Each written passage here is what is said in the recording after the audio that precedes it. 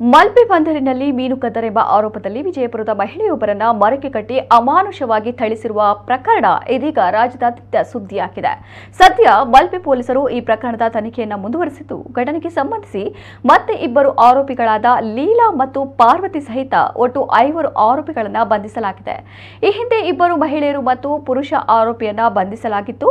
ಮಹಿಳೆ ಮೇಲೆ ನಡೆದಿರುವ ಅಮಾನುಷ ಕೃತ್ಯವನ್ನ ರಾಜ್ಯ ಮಹಿಳಾ ಆಯೋಗವೂ ಕೂಡ ತೀವ್ರವಾಗಿ ಖಂಡಿಸಿದೆ.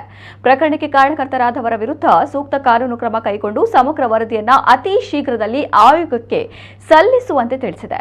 ಮುಖ್ಯಮಂತ್ರಿ ಸಿದ್ದರಾಮಯ್ಯ, ಮಹಿಳಾ ಮತ್ತು ಮಕ್ಕಳ ಕಲ್ಯಾಣ ಇಲಾಖೆ ಸಚಿವೆ ಲಕ್ಷ್ಮೀ ಹೆಬ್ಬಾಳ್ಕರ್, ಉಡುಪಿ ಜಿಲ್ಲಾಧಿಕಾರಿ ವಿದ್ಯಾಕುಮಾರಿ ಸೇರಿದಂತೆ ಹಲವು ಮಂದಿ ಈ ಘಟನೆಯನ್ನ ಖಂಡಿಸಿದ್ದಾರೆ.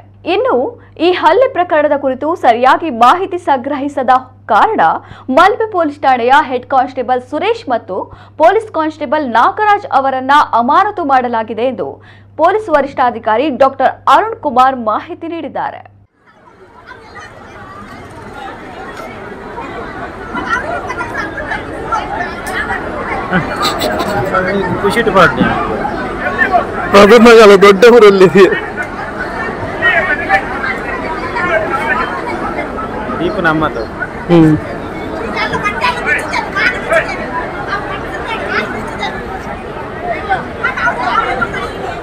ಅಲ್ಲೊಂಚೂರು ಅಡ್ಡ ಬರೋದು.